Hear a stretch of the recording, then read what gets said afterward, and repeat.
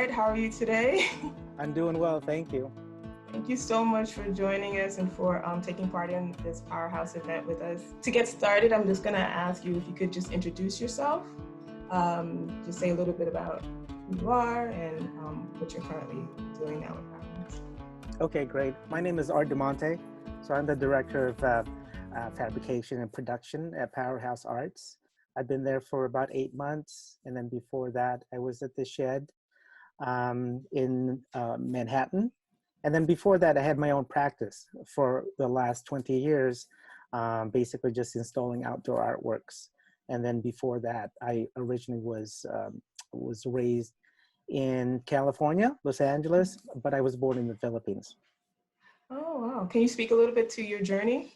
Yeah, so when I was at the Shed, I was there for about 8 months. So I was helping them with the new shows. So I was there literally about 6 months before it opened. So we were developing the new shows and helping out with the new galleries.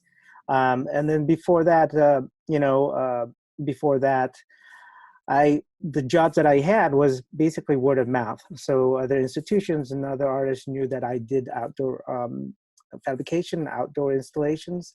And so I think that when Katie was at Powerhouse, she kind of seeked me out, and she talked about Powerhouse and everything that they did there. And I was really quite interested in what they were doing, and for me, it was much more appropriate that I was there. So after I did the first show at the Shed, I asked if I could move over to Powerhouse, and reluctantly they said yes. But I think, what's great is that now I have, kind of bridge between the two institutions. So I didn't lose one, but I gained two. Excellent. Excellent. And what was that driving force that made you want to go to Arts Powerhouse? Well, I think it's because it dealt with production. With the Shed, it was kind of a curator. It was commission based, so there wasn't a lot of fabricators there. So, but it was mostly all production people. And what was great about Powerhouse, it was all production based, and it was working with fabricators in wood, metal, textiles, and ceramics. So I just thought that I was going to be around with artists and fabricators all the time, and so I thought that was going to be great, and it is. It's great. So you're exposed to more mediums for art. Is that a part of what really drew you through it too? Yeah, and then I think that I was still dealing with production, but I think that it's going to be more at Powerhouse, and also developing wood shops and metal shops, and being able to run my own department, and also working outdoors. So what was the birth of this interest in art for you? When did you know you wanted to be an artist? Well, I guess I was pretty lucky because my brother is an artist and my sister was an art student. And to tell the truth, my sister and I actually took an art class. We were in art class in high school together, so it kind of ran in the family. We were all great draftsmen. So for us, the way we knew art back then in high school is that it was painting and drawing, and that's how it started. I was really lucky in high school that there was a teacher that saw a lot of potential between my sister and I, and he asked us if we wanted to take a class on it was a Saturday class at the art center in Los Angeles, and it was primarily a college art school. But every Saturday, there were all these different high schoolers that would come in there and take different classes. And so, that really exposed me to the world of art students, and art making, and that potentially could be something that you can continue on after high school, and also after college, you could become a professional artist. Great. So you mentioned being a high school student, and a lot of high school students are going to be viewing this. If you could tell your high school self one thing, what would it be? Well, for me, I was really quite lucky, is because academically I was pretty good, but also I didn't stick with academics. I stuck with sports and a lot of extracurricular activities. So we were all really active, my brother and my sisters, and that really continued on to college, and that was much more, I think, eye-opening experience for us. I mean, I was, when I went to and finally, when I went to art school in Santa Barbara, UC Santa Barbara, I mean, I wanted to be, a graphic designer. And so in UC Santa Barbara, there was no graphic department. So I was a bit naive when I applied there, because I figured that like all art schools would have everything, but it didn't have that. And so instead of dwelling into something they didn't have, what I did was I took every single art class, from ceramics to printmaking, um, to live drawing. And then, I got really lucky, is because there was a teacher there, and her name was Ann Hamilton, and she was the premier art installation artist back in the 90s, and she was just beginning her career. And so, for Oh, me, for her, art making was about all different kinds of materials, and even the most mundane material could be made into artwork. And she employed a lot of labor into her works, a lot of hands. And so for me, she told me that was a natural way of making artwork. So it was a bit of construction. It was a bit of labor intensive work. It was even pennies can be made into artworks. But she had 700,000 um, pennies that were individually stacked, and so wow. for me that was, and then she made artworks in rooms or in big giant spaces. And so she taught class through that way. So when I went to art class that first year, we were making artworks inside individual rooms, not studios, but in those classes we made everything and anything in those rooms that we had. So she really opened my eyes to many things. I would assume so. Like that experience and also taking all the different art classes definitely prepared you in some way for being with at Powerhouse now. I'm assuming because you have a very wide perspective of art. I'm sure. Would you Yeah, say? and also I've had normal jobs as well. I mean, I worked at, I was really proud, and so did my brother. He worked at fast food places. I worked at McDonald's, and I was a stock boy, and I worked at retail, and eventually moved up the ladder to managers. And I was really quite proud of all those accomplishments, because it was about responsibility of not only of yourself but of your department and of people. And it Right. carried on to art making. I'm an artist, and I did a lot of artworks, um, ever since college. But ultimately, my art making was eventually, it was about making artworks with other people and other institutions. But because of that, I employed, because they were all labor intensive works. Sometimes they ranged between 2 people or 24 people, or sometimes even 40 volunteers plus 24 carpenters. So for me, it was great, because it was this collective, and it was clan based, and it was people that I wanted to work with, that I helped, that I employed. And we were all, it was just a single goal to create this work, and we had a deadline. So I was always around people. So it kind of goes back to Anne Hamilton's philosophy, or of making works with many hands. Very nice. And I know that you shared some pieces here, and I see that a lot of them you were collaborating with a few different artists. Would you care to speak to a couple of the pieces you shared? There's one with the grass and the cell towers. Did you want to talk about the tower? The tower, yes. Yeah, so that one was I mean, all these were for me all really really special, and this one was a tower. It was by Karen Simon. So she was a contemporary photographer, and she wanted to do this tower and 11 towers and so it was both a sculpture and was also a performative piece. It also was a Okay. timed event as well. So it was installed at the Park Avenue Armory. So it had to be installed in 7 days.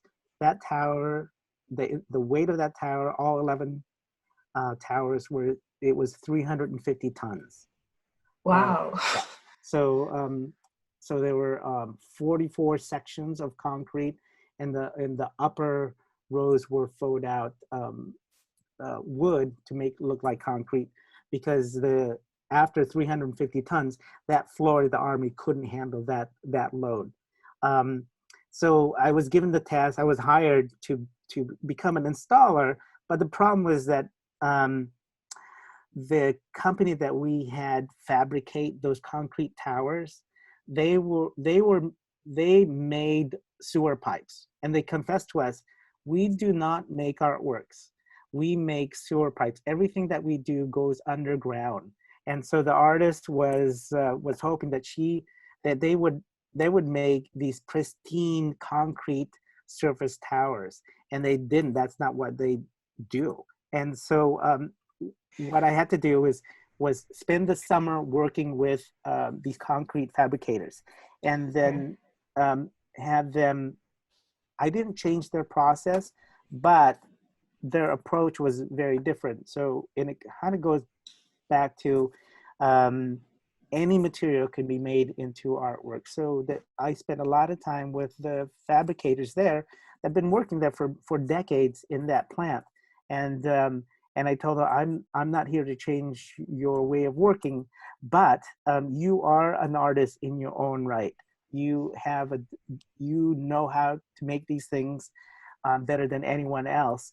And so I was there every day for the entire summer working with them.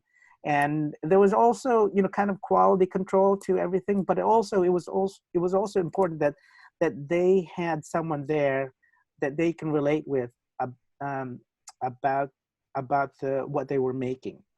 Okay. So that was really an important part of me going there. And because I was spending a lot of time there, this is also, when it comes to personal life and professional life, I think I put those two together. So even Marie, my wife, she's a teacher, an art teacher during the year, but in the summertime she's off. So I asked her if she would come and work with me on this project, so that we were spending 24 hours a day on this project. Wow. That's amazing. So yeah, so we were the quality control. So, but we were also sanding the edges to all these pieces and filling in Okay. the gaps, and talking to talking to each fabricator. So there would one section would come off from the mold. We would talk to see how better it could be for the next Okay. one.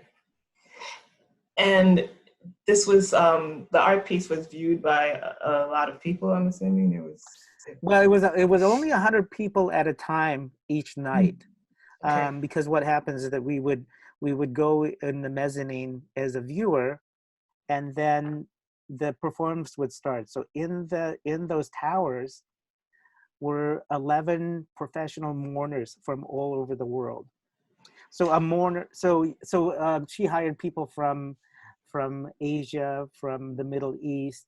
There's some people from South America, and they were all different forms of mourners, professional Oh mourners. wow. So from people there was this man that had an accordion, but he was blind, and he would be employed by families that had a death and play this accordion, And then there were people there was one woman that was from Africa, and she was completely covered in this kind of this husk-like um, garb that completely covered her body and her face. And Wow. she was silent in that tower. And you could literally go inside, when the performance started, you can go in the tower, and the tower is only 8 feet in diameter. So you're really up close to the performer. So it was really, really quite powerful. Wow. The sculpture, I was quite proud of that sculpture, but the sculpture was just a container for the performers. That is amazing. That environment adds to the mourners, and it all comes together beautifully. Yeah, I mean, That is amazing.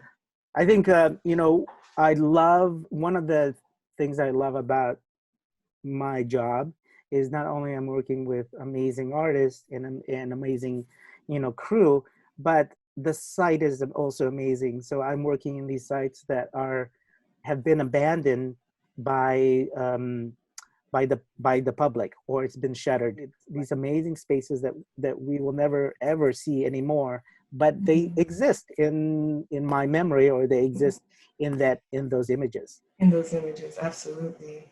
Absolutely. And I also have to ask about the ice cream art. Can you tell us a little bit about that? Oh yeah, that's one of my personal artworks. So Lovely. that was made many, many years ago. So it's called 31 Flavors of Hell. So that's that case was installed there, and I would literally buy the ice cream at Baskin Robbins, install it in the cones, and close it up. And so when the exhibition started, people would go in there and think that it's not real, but it's just a realistic, ice cream cone, until it starts to slowly melt, and Right. along the walls and onto the floor, and the colors. Yeah. So it basically was a painting. And then over time it would grow mold and mildew inside the case. Amazing. Wow. And you just watch all the different changes that happen. Exactly. I love it. I love it. And you would recommend that young students start now, or high school students, definitely jump into it now if they're interested in it? When I jumped into college, and there was one promise that I did in college, my first year of college, coming that first year, and I lived in the dorms, and I wasn't great friends with my roommate in college. And then I made a promise myself in the dining commons, in the cafeteria, that I would sit with a new person every day. Oh, that's awesome. And why did you decide to do that? Because I was quite scared of meeting new people in the dining commons, and to tell the truth, their roommates that have stuck with each other in that first year, they didn't venture out and hang out with anyone else. I could see that, roommates, sometimes there were 2 people to a room, or 6 people to a room, and they just hung out with each other, and didn't venture out. Yeah, and it was scary. And then I'm like, well, I'm scared, so why not?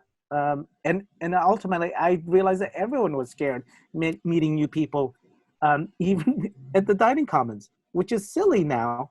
But I had to break away from that, and then ultimately, you just become the most popular, person in campus because you're doing that. So that's genius. Yeah. That's perfect, because like you said, everyone is scared, but no one's thinking like, this is how I can not only break free of that fear, but I can actually become so popular, because now I've sat with a new person, so I know more people, and you actually created a larger network for later on as well. Yes, exactly. That's brilliant. Yeah, and I took that a little further. I actually worked at the dining commons, but it was not a popular job until I worked there, and everyone started working there. So that became. Look at that. Yeah. Groundbreaking already. That was awesome. Would you just I guess, explain your role specifically, and what that looks like on like a day to day. So in production and fabrication, even though I'm in the wood and metal shop, sometimes, the projects are not wood and metal. So one of the first projects that we did there at Powerhouse was was a project of Agnes Dennis, and it was a project that I carried on from the shed. So besides building out the shop at the wood and metal shop, that I wanted to start making projects, and so we had this project at they were create this giant pyramid, and it was 30 feet by 20 feet footprint, at 17 feet tall. So Agnes Dennis has always envisioned this pyramid that she wanted to do, but she's always wanted to, since 1982, but she's always wanted to make it out of glass. Wow. And I was trying to problem solve it. So the floor couldn't handle it. It was too expensive, and it was such a specialized field, glass blocks. And so I tried really, really, really hard to accommodate her, but it just kept failing. I couldn't meet the budget, and a lot of times it's all about budget. What can you build for the set amount of money that this client has or this artist Right. has. And so I had to one day. So it was a complete failure. Right? I couldn't build it, but I had to build it. So I had to, when I went home, I had to completely wipe away everything that was preconceived by the artist, and if I had to do it again, but not compromise what she wanted, what would it be? And so it was 3D printing. So we ultimately, I found and another thing that she wanted to do, she wanted to make it here in New York. Okay. And so ultimately, it was 6,000 3D printed bricks. Wow. And yeah, so that was a huge feat. And we actually found a company that had 200 3D printers, and they would print during the day and during at nighttime. And they were in Brooklyn, and they were amazing. And to top it off, the owner's grandmother was good friends with Agnes Dennis. So it all kind of came in a Full circle. and they believed on the project. And I had another company that I worked with that did the armature, and it was a all clear acrylic armature. So it was kind of like a glass crystal or a Superman's lair, and it was completely see-through. And you build an armature, and the blocks sit on top of the armature. And it worked, and we came within budget, and it was just an easy way of putting the bricks all together. She was quite happy about the whole project, as well as the client. So That's beautiful. yeah. So that was one of the things we did there at Powerhouse. We had to pre-assemble everything there, and then break it down, and then reinstall it at the shed. But here's another problem solving thing is like, so I had to rely on other fabricators to make that. And, there was one component, the acrylic didn't come until 6 days later. So I could not assemble the whole thing at Powerhouse because there was no more time. And so we had to cross our fingers, make sure everything fit there at the site. So literally were building the prototype as the finished piece. Oh, wow. Do you have any like final thoughts or thoughts for students now that are interested in getting to art? Would you give them any advice or any tips? Sometimes art making is about your back is against the corner, and you have to kind of fight your way out, and that's life, right? And there are many young people that I work with that I've tried out, and they've stuck around, and they've You know, sometimes I don't see them for, you know, from until another 3 projects, but it's always great seeing them. So some grade schools that I met when they were in 3rd grade, and you know, we've done drama classes or drama builds, and I loaned them out tools, woodworking tools, and they know these tools until they're in 8th grade. And a few of them have worked with me, and they've kind of you know, moved on.